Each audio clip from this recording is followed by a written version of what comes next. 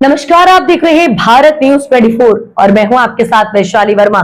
आइए नजर डालते हैं आज की बड़ी खबर पर।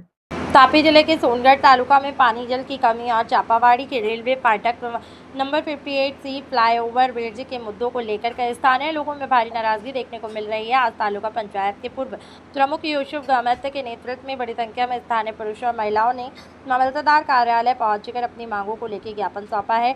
ओटा मलंगदेव क्षेत्र में पानी की गंभीर समस्या। यूसुफ गमित ने बताया है कि ओटा और मंगलदेव क्षेत्र के लोग वर्षों से पेयजल संकट का सामना कर रहे हैं।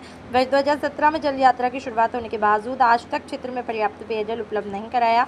उकाई डैम का पानी अन्य क्षेत्रों तक पहुंचाया जा रहा है और सोनगढ़ तालुका के इन इलाकों को इससे वंचित रखा है, जिससे कि स्थानीय लोगों में असंतोष। मारू नाम यूसुफ गामित है। हूँ सोनगढ़ तालुका पंचायतनो माजी प्रमुख छूँ। चूंटणी दरमियान लोकोनी जे रजूआत हती ओटा मलंगदेव विस्तारमां पाणीनी समस्याने लईने 2017 में जलयात्रा काढवामां आवी हती। ओटाथी जलयात्रानी शुरुआत थई हती, परंतु ओटा विस्तारमां आज दिन सुधी पाणी पहोंच्युं नथी।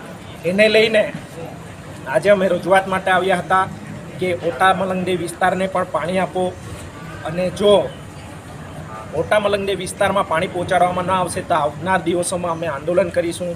कारण कोई उकाई डेममांथी उमरपाड़ा बाजू, सूरत बाजू अने आहवा बाजू पीवानुं पाणी लई जवामां आवतुं होय तो ओटा मलंगदेव विस्तारने पण पाणी मळवुं जोईए।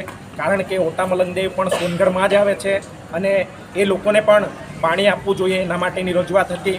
एनी साथे साथे चापावाड़ी फाटक 58C के ज्यां युवक कोंग्रेस द्वारा रेल रोका आंदोलन करवामां આવ્યું હતું। અમે બધા જ આંદોલનમાં સહભાગી હતા। આટલા વર્ષોથી આ લોકોનો પ્રશ્ન છે, પરંતુ સરકાર આ પ્રશ્ન તરફ ધ્યાન આપતી નથી। અને સાંસદ પ્રભુભાઈ વસાવાએ એવું કીધું હતું કે ડીપીઆર મંજૂર છે, પરંતુ હજુ સુધી ફ્લાયઓવર બ્રિજ બનાવવામાં આવ્યો નથી। એને લઈને અમારા દક્ષિણ વિસ્તારના લોકોને ખૂબ જ તકલીફ પડે છે। 108 જેવી સુવિધાઓ છે એને પણ ત્યાં ઊભા રહેવું પડે છે।